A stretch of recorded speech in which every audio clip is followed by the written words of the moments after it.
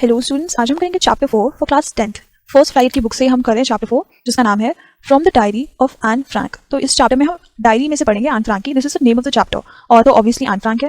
Anne Frank ने हमें बहुत ज़्यादा लिटरेचर में इनका इतना बड़ा योगदान है, तो हमें बहुत ये इंपॉर्टेंट नॉवल का थोड़ा सा हम पार्ट पढ़ने वाले हैं इस चैप्टर में। एनालिस मारी एन फ्रैंक, इनका पूरा नाम था एनालिस मारी एन फ्रैंक। 12 जून 1929, फरवरी मार्च 1945। तो ये हमें टाइमलाइन दी गई है। Was a German born Jewish girl, तो एक जर्मनी की जूइश गर्ल थी who wrote while in hiding with a family and 4 friends in Amsterdam।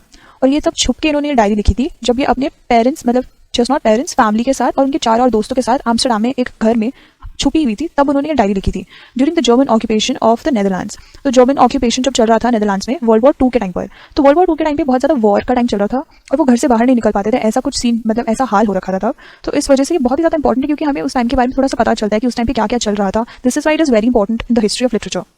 Her family had moved to Amsterdam after the Nazis gained power in Germany। तो उनकी जो family है वो Amsterdam में वापस ऐसे शिफ्ट हो गए थे बिकॉज नाजीज जो थे, जो हिटलर के थ्रू उन्होंने जो अपना पूरा आर्मी को फॉलो करवाया था, तो नाजीज ने गेन कर लिया था उस पॉइंट पे पावर। तो वो उन लोगों के पास सारा वश था सब पे, तो जर्मनी उनके हाथों में था तब। बट वो trapped when the Nazi occupation extended into the Netherlands. Her family moved to Amsterdam, मतलब उनकी जो फैमिली थी वो नाजीज के जब वो पावर में आए तो फिर वो मूव तो कर गए जर्मनी, बट ये हुआ कि वहाँ पे एक्सटेंड हो गया जो नाजीज का ऑक्यूपेशन है वो नेदरलैंड्स में भी एक्सटेंड हो गया। तो इस वजह से अब वो कहीं के नहीं रहे। As persecutions against the Jewish population increase, persecutions मतलब पनिशमेंट्स, जो वहाँ पे जितने भी जूस थे उनके ऊपर बहुत ही ज़्यादा अत्याचार हो रहे थे। परसिक्यूशंस मतलब अत्याचार होना, तो पनिशमेंट्स एंड अत्याचार चल रहा था उनके ऊपर, जूइश पीपल के ऊपर। तो इस वजह से the family went into hiding in July 1942 in hiding in hidden rooms in her father auto Franks office building. उनके जो फादर थे उनकी जो ऑफिस बिल्डिंग थी वो वहाँ पे जाके छुप के रह रहे थे बिकॉज वहाँ पे अगर उन्हें किसी ने देख लिया होता है, पकड़े जाते हो किसी तरह, तो फिर उनको बहुत ज़्यादा पनिशमेंट मिलती, उनको मार दिया जाता, उनको बहुत टॉर्चर किया जाता। After 2 years in hiding, the group was betrayed and transported to the concentration camp system where Anne died of typhus in Bergen-Belsen within days of her sister। तो आफ्टर अ फ्यू वाइल, जब तक वो 2 साल तो वहाँ पे छुप के रह चुके थे, बट उसके बाद ये हुआ कि किसी ग्रुप ने उनको बिट्रे कर दिया, मतलब उनको धोखा दे दिया और उनको ट्रांसपोर्ट करवा दिया कॉन्सेंट्रेशन कैंप्स में। कॉन्सेंट्रेशन कैंप्स वहाँ वो जगह थी जहाँ पे सारे जूस को लेकर जाया जाता था और उनको मारा जाता था, उन्हें टॉर्चर किया जाता था, उनसे बहुत ही बुरे बुरे काम करवाए जाते थे। System way Anne died of typhus, तो वहाँ पे एन जो है हमारी जो ऑथर है उनकी मौत हो गई टाइफस की वजह से इन Bergen-Belsen with in days of a sister. तो इस टाइम पे उनकी मौत हो गई और साथ के साथ उनकी सिस्टर की भी मौत हो गई जिनका नाम था Margaret Frank. Her father Otto, the only survivor of the group, return to Amsterdam after the war ended. तो इस पूरे सिचुएशन में सिर्फ उनके फादर जी पाते हैं, फाइनली बच पाते हैं, जिनका नाम होता है ऑटो। तो फाइनली वो बचने के बाद सर्वाइवर मतलब इकलौता इंसान जो किसी तरह ओवरकम कर जाता है, उस चीज़ को झेल पाता है और फिर बचा रह जाता है जिंदा। तो वो इकलौते थे और फिर वो वापस एम्स्टरडम आते हैं after the war was ended, मतलब वॉर खत्म होती है वो वापस एम्स्टरडम आ जाते हैं to find that her diary had been saved. तो वो देखते हैं कि उनकी जो बेटी की डायरी है वो वहाँ पे तभी होती है। Convinced that it was a unique record, तो उन्हें पूरा भरोसा होता है। कन्विंस्ड मतलब उन्हें पता होता है अंदर ही अंदर कि ये बहुत ही ज़्यादा इंपॉर्टेंट रिकॉर्ड है। He took action to have it published in English under the name the diary of a young girl. तो उनके फादर शॉर्ट करते हैं, मतलब पूरी तरह से कोशिश करते हैं कि उनका जो डायरी है वो पब्लिश होगा, सब पढ़ पाएंगे, और उसका नाम क्या रखते हैं वो the diary of a young girl, एक डायरी एक छोटी सी बच्ची की। The diary was given to Anne Frank for 13th birthday. तो जो डायरी है वो एन फ्रैंक को दी जाती है उनकी 13th बर्थडे पे, जब वो 13 साल की हो जाती है। And chronicles the events of a life from June 12, 1942 until it's final entry of August 1, 1944। तो वो क्रॉनिकल्स मतलब अपनी जो स्टोरीज हैं, अपने जो सिचुएशंस है, जो इंस्टेंसेस है, सब कुछ वो क्रॉनिकल मतलब उसको ऐसे प्रिजर्व करके रखते हैं, सबको ऐसे रिकॉर्ड करके रखते हैं इवेंट्स को, जितने भी इवेंट्स होते हैं उनकी लाइफ में, इस टाइम से 12 जून 1942 के टाइम से 1 अगस्त 1944 तक। और वो 1944 1 अगस्त को उनका फाइनल एंट्री था, मतलब आखिरी एंट्री था। It was eventually translated from its original Dutch into many languages. तो ओरिजिनली ये डच में लिखी गई थी पर उसको काफ़ी लैंग्वेजेस में ट्रांसलेट किया गया, मतलब बदला गया ताकि सभी पढ़ पाए। And became one of the world's most widely read books, और ये सबसे वाइडली रेड बुक्स बन गया, मतलब पूरी दुनिया ने पढ़ी होगी, इस तरह की एक बुक पढ़ गई, बहुत ही ज़्यादा पब्लिश हुई, सबने बहुत पढ़ा। There have also been several films, television and theatrical productions, और बहुत सारी फिल्म्स भी बनी है इन पे, टेलीविजन पे भी बनी है, थिएटर में भी इसका बहुत ही इनैक्टमेंट हुआ है, एंड इवन एन ओपरा, और इवन ओपरा में भी इनका जो पूरा इनैक्ट किया गया है सब कुछ बेस्ड ऑन द डायरी। तो डायरी के इंस्टेंसेस पे पूरा का पूरा प्ले करा गया वहाँ पे, described as the work of a mature and insightful mind. और उसको ऐसे डिस्क्राइब किया हुआ है, इसके बारे में ऐसे बताया गया है जैसे कि बहुत ही एक इंसाइटफुल, मतलब बहुत ही सोच समझ के किसी इंसान ने लिखी हो, इंसाइटफुल सा माइंड है उनका कि वो बहुत ही ज़्यादा सोच समझ के हर एक चीज़ को एनालाइज करके चीज़ें लिखती हैं, और बहुत ही मैच्योर माइंड है। जबकि जो एन फ्रैंक थी वो सिर्फ 13 साल की थी जब उन्होंने लिखना स्टार्ट किया था, स्टिल बहुत ही मैच्योर, मतलब ऐसा लग रहा था जैसे किसी अडल्ट ने लिखी हो, क्योंकि इतना ज़्यादा इंसाइटफुल था, उसमें अपने थॉट्स भी डाले हुए थे, उन्होंने इतना योगदान दिया था अपनी तरफ से, बहुत ही ज़्यादा विविड इमेजिनेशन थी उनकी। विविड इमेजिनेशन मतलब बहुत ही ज़्यादा क्लियरली हमें एक एक चीज़ हम फील कर पाएंगे, एक एक चीज़ हम सोच पाएंगे। तो आगे बढ़ते हैं। The diary provides N intimate examination of daily life under Nazi occupation. तो इस डायरी में हम ये देखेंगे कि इसमें हमें बहुत ही इंटीमेट एग्जामिनेशन दिया हुआ है। इंटीमेट मतलब बहुत ही ज़्यादा पर्सनल सा, जैसे बहुत ही डिटेल्ड वर्क है, एग्जामिन किया हुआ है उसमें, मतलब उसमें एक एक चीज़ को एनालाइज किया हुआ है कि डेली लाइफ कैसी होती है नाजी ऑक्यूपेशन के अंदर, कि हर रोज़ वो कैसे नाजी ऑक्यूपेशन जब चल रहा था तो उन लोगों को क्या क्या फेस करना पड़ा, कैसा उनका दिन चल रहा था. Anne Frank has become one of the most renowned and discussed of the Holocaust victims. तो जो एन फ्रैंक है वो सबसे ज़्यादा डिस्कस्ड और रिनाउंड, मतलब बहुत ही ज़्यादा उनके बारे में चर्चा भी होती है, और रिनाउंड मतलब वो जानी मानी एक कैरेक्टर है, एक इंसान है जो हॉलोकॉस्ट की विक्टिम थी. हॉलोकॉस्ट वो टाइम था जब बहुत सारे जूस को वो एक साथ मार दिया गया क्योंकि वॉर चल रहा था तब, और हिटलर ने सभी जूस को मारने का आदेश दिया था. तो हम आगे देखेंगे. Writing in a diary is a really strange experience for someone like me. तो अब एन फ्रैंक का हम डायरी रीड करना स्टार्ट करें तो उसमें स्टार्टिंग में लिखा जाता है कि एक डायरी में लिखना उनके लिए एक बहुत ही स्ट्रेंज एक्सपीरियंस था, मतलब बहुत ही अलग सा एक्सपीरियंस था. Not only because I have never written anything before, मतलब ऐसा इसलिए नहीं है कि डायरी में लिखना बहुत स्ट्रेंज है क्योंकि उन्होंने आज से पहले कभी कुछ लिखा नहीं है, पर इसलिए है, बट ऑल्सो बिकॉज ऐसा इसलिए भी है क्योंकि उन्हें नहीं लगता कि आगे जाके, मतलब later on, neither I not anyone else will be interested, कि ना तो उन्हें कभी इंटरेस्ट आएगा ना तो किसी और को इस चीज़ में इंटरेस्ट आएगा कि उनको किस चीज़ में इंटरेस्ट आता है, उनकी म्यूजिक्स क्या है, मतलब उनको क्या मोटिवेट करती है चीज़ें, क्या उनको देख के अच्छा लगता है. और वो 13-year-old स्कूल गर्ल, क्योंकि वो एक 13 साल की छोटी सी स्कूल जाने वाली बच्ची है, तो उनको जो पसंद आती है चीज़ें, उनको जो मोटिवेट करती है चीज़ें, उनको जो चीज़ें देख के अच्छा लगता है जो कि होता है म्यूजिक्स, उसमें किसी और इंसान को इंटरेस्ट होगा ही नहीं. Oh well, it doesn't matter. तो बोलती कि हाँ पर क्या फ़र्क पड़ता है. I feel like writing and I have an even greater need to get all kinds of things off my chest. तो बोलती कि इससे फ़र्क नहीं पड़ता क्योंकि मुझे मन कर रहा है लिखने का, पहली बात तो, और साथ के साथ उनको बहुत सारी चीज़ें हैं, उनको बहुत ही अंदर से नीड फील हो रही है बहुत ज़्यादा, कि उनको बहुत सारी चीज़ें अपने चेस्ट से निकालनी है, मतलब अपना दिल हल्का करना है. Paper has more patience than people. वो कहते हैं कि लोगों के पास जितना पेशेंस होता है उससे कई ज़्यादा पेपर के पास पेशेंस होता है. पेशेंस क्या होता है कि किसी भी चीज़ को हड़बड़ाहट से ना करना. लोग इतने पेशेंट नहीं होते. लाइक अगर तुम किसी को जाके अपनी कोई प्रॉब्लम बताओ तो वो हड़बड़ाहट करते हुए बिल्कुल उस चीज़ को डिसमिस कर देंगे, बट जब तुम लिखते हो तो सिर्फ तुम बोल सकते हो, तुम अपना दिल खोल के जितना भी कुछ है सब बता सकते हो. I thought of this saying on one of those days when I was feeling a little depressed. तो ये जो सेइंग है, paper has more patience than people, वो उन्होंने उस दिन सोची जिस दिन वो बहुत ही ज़्यादा डिप्रेस्ड फील कर रही थी, मतलब बहुत ही ज़्यादा उदास फील कर रही थी.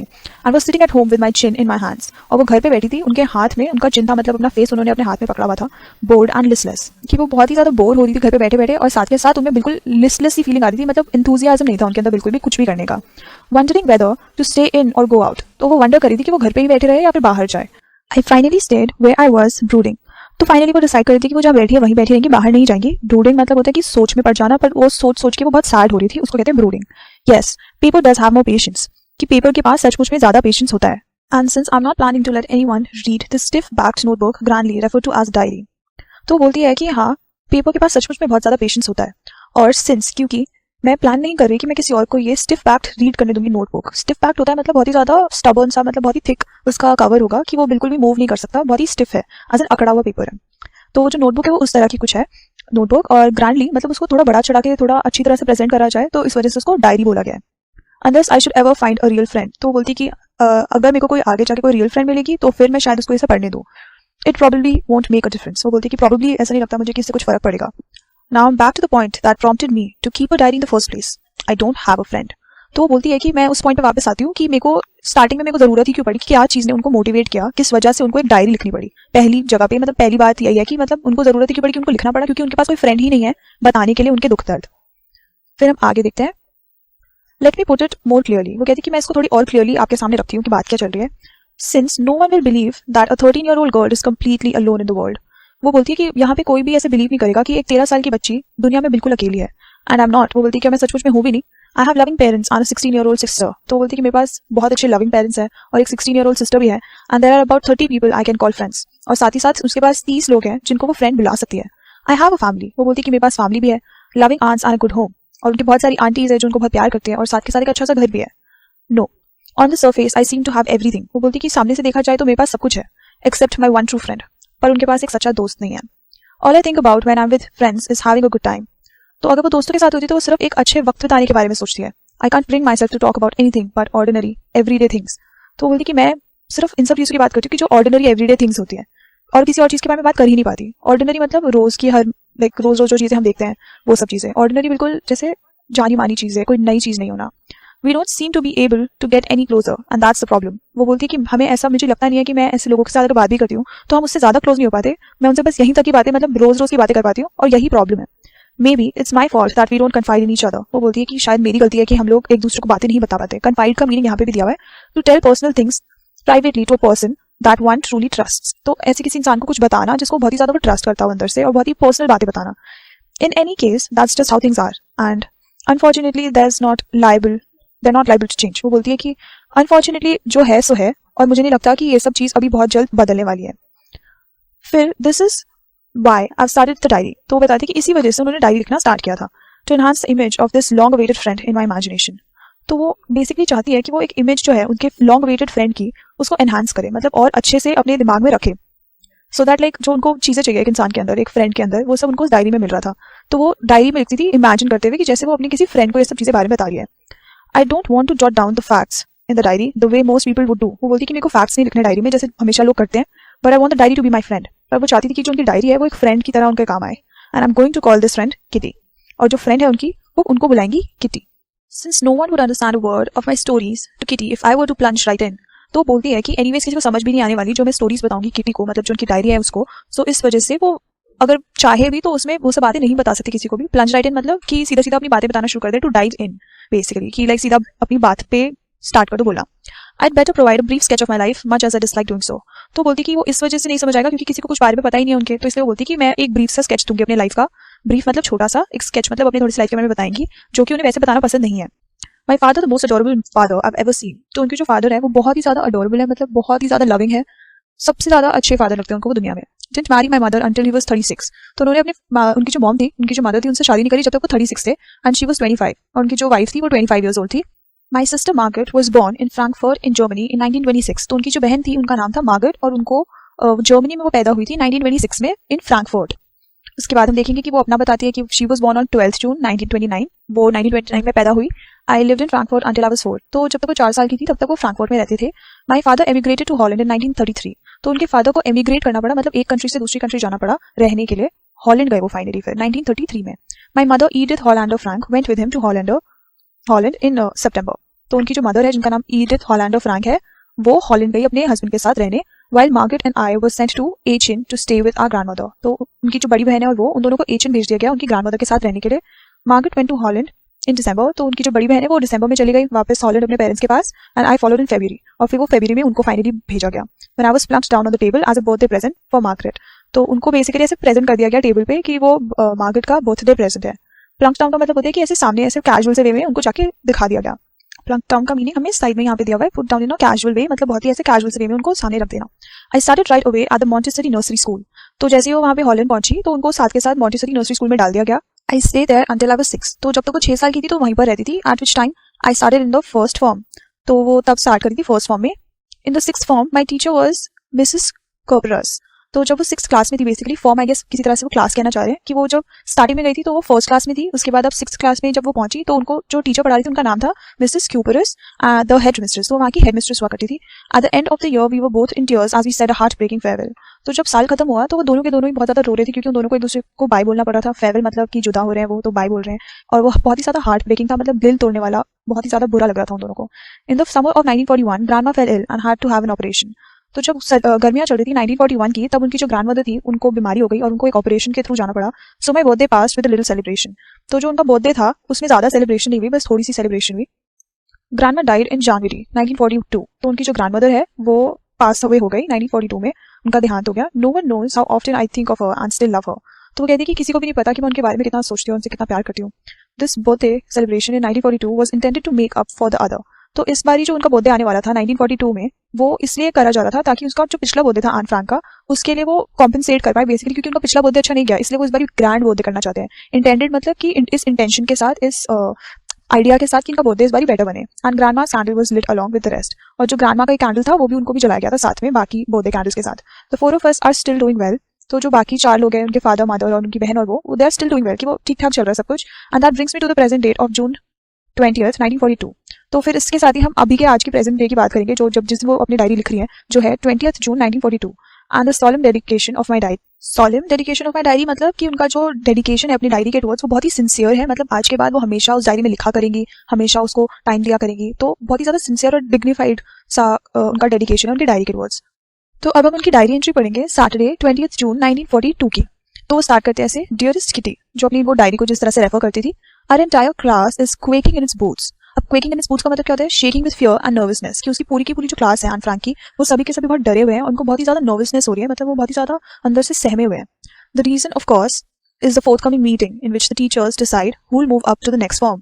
तो हमारा इसका रीजन क्या है कि सबके सब डरे क्यों हैं? इस वजह से डरे हुए हैं, क्वेकिंग इन बूट्स की बहुत ज्यादा डर जाना, वो इस वजह से क्योंकि आने वाले दिनों में एक मीटिंग होने वाली थी जिसमें टीचर्स डिसाइड करेंगे कि अगले क्लास में कौन कौन बच्चा जाएगा, किसको इतना पता है कि ठीक है वो नेक्स्ट क्लास में उनको भेज दिया जाए, and will be kept back. और कुछ बच्चे ऐसे भी होंगे जिनको फिर से वही क्लास पढ़नी पड़ेगी।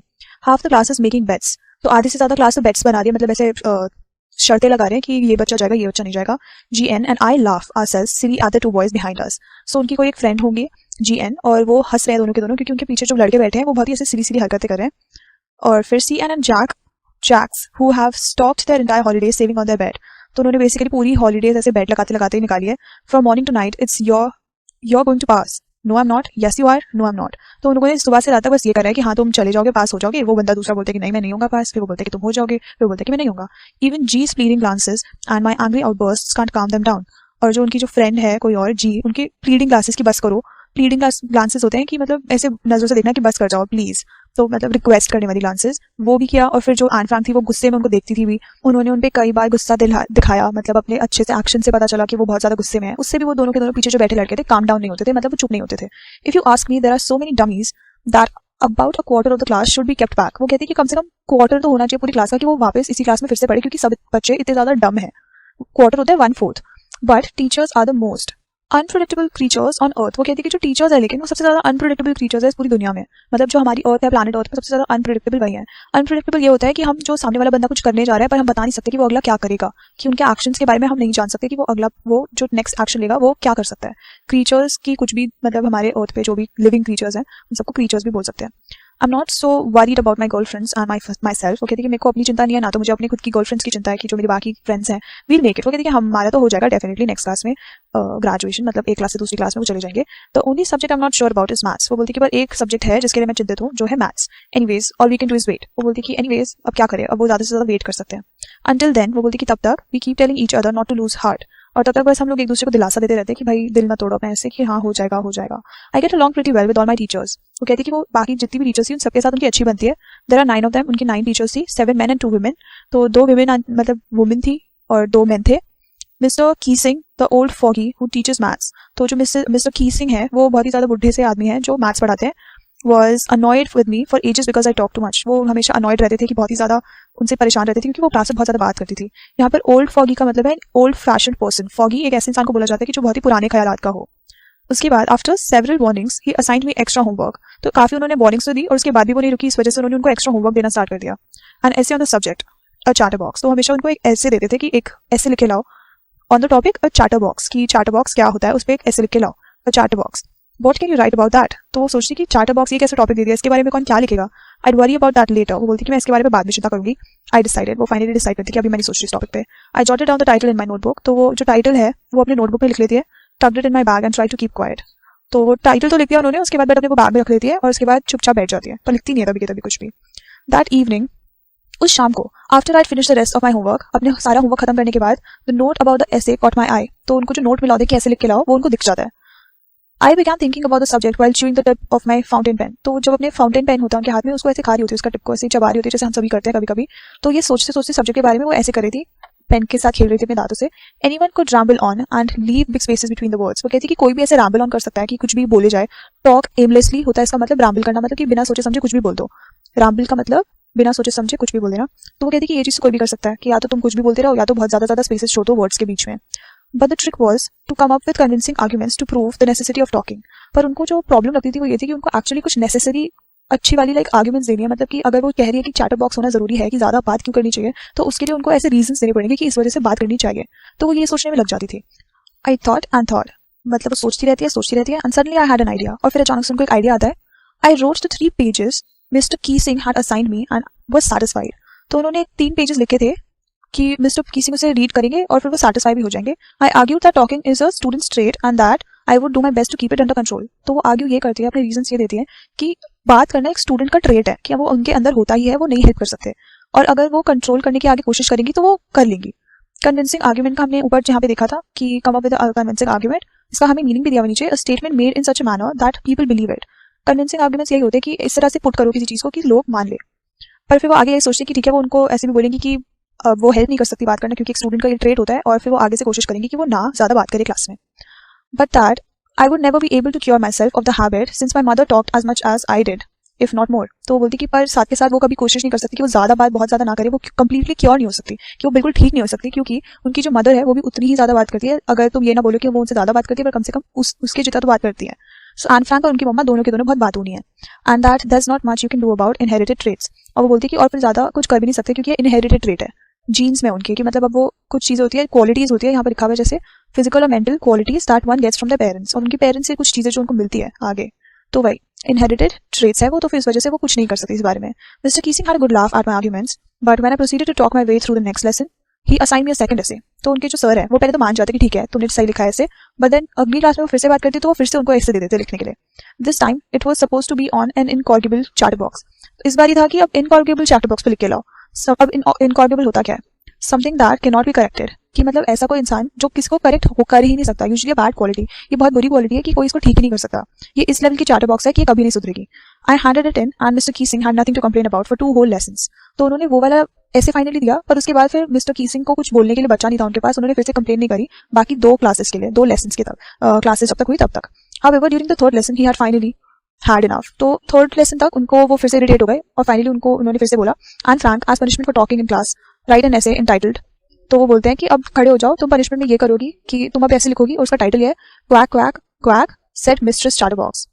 तो वो बोलते हैं कि अब हम इस टॉपिक पे लिख के लाओगी तुम ऐसे जिसका नाम होगा क्वैक क्वैक क्वैक, मतलब एक बतख की तरह बोल रहा है बच्चा कोई, quack quack quack said mistress chatter box. तो इस टॉपिक पे अब तुम लिख के लाओ तुम्हारा ऐसे.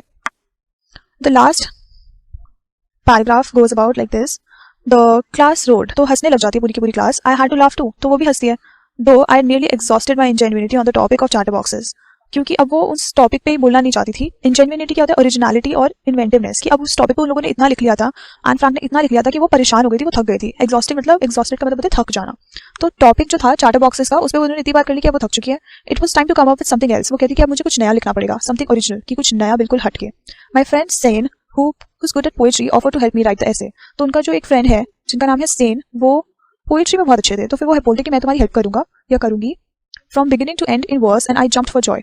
और उन्होंने ये सुन के बहुत खुश हो गए, क्योंकि उन्होंने बोला था कि वो शुरू से आखिरी तक बिल्कुल उनकी अच्छे से हेल्प करेंगे. Mr Keesing was trying to play a joke on me with this ridiculous subject, but I make sure the joke was in him. तो वो बोलते कि मिस्टर कीसिंग ने पूरी कोशिश करी कि वो मेरा मजाक उड़वा दे यहाँ पे, बट वो बोलते कि मैं आई मेक श्योर कि बेसिकली मजाक आखिरी में उन्हीं का उड़े. I finished my poem and it was beautiful. तो बोलती कि मैंने पोएम लिख ली और वो बहुत ही अच्छी पोएम थी. It was about a mother duck and a father swan with 3 baby ducklings. तो उसमें एक बड़ी मादा डक होती है, मदर डक होती है, और फिर एक उनके फादर डक होते हैं, स्वान होते हैं. एक डक्स और स्वॉन्स लाइक दोनों बतख टाइप, दोनों के दोनों पानी में तैरते हैं, विथ 3 बेबी डकलिंग्स. और उन दोनों के जो बच्चे होते हैं छोटे छोटे डकलिंग्स, वो भी है, who were bitten to death by the father because they quacked too much. तो उनके जो फादर डक है वो बहुत ही ज्यादा उनको बाइट करते थे, मतलब काटते थे, क्योंकि वो दोनों वो सारे जो बच्चे थे 3 बेबी डक्स, वो बहुत ज्यादा क्वैक करते थे, मतलब बहुत आवाज निकालते थे. Luckily Mr Keesing took the joke the right way. तो बट लकीली उनके जो सर हैं मिस्टर कीसिंग है, उन्होंने जोक सही वे में ले लिया. He read the poem to the class. वो पूरी क्लास को ऐसे पोएम सुनाते हैं, एडिंग हिज ओन कमेंट्स, साथ के साथ अपने और कमेंट्स भी डालते हैं, and to several other classes as well. और साथ के साथ बाकी क्लासेस को भी उन्होंने ये पोएम सुनाई. Since then I been allowed to talk. उसके बाद से उनको हमेशा बात करने दी गई है, and haven't been assigned any extra homework. और उस दिन के बाद से उनको कभी एक्स्ट्रा होमवर्क नहीं मिला. On the contrary Mr Keesing always making jokes these days. पर साथ के साथ उनके लिए बुरा ये हुआ कि अब मिस्टर कीसिंग हमेशा उनका बहुत मजाक उड़ाते रहते हैं. तो अब हम यहाँ देखेंगे कि लास्ट में अब एन फ्रैंक ने अपनी डायरी एंट्री खत्म करी है. उन्होंने लिखा है योर्स एन.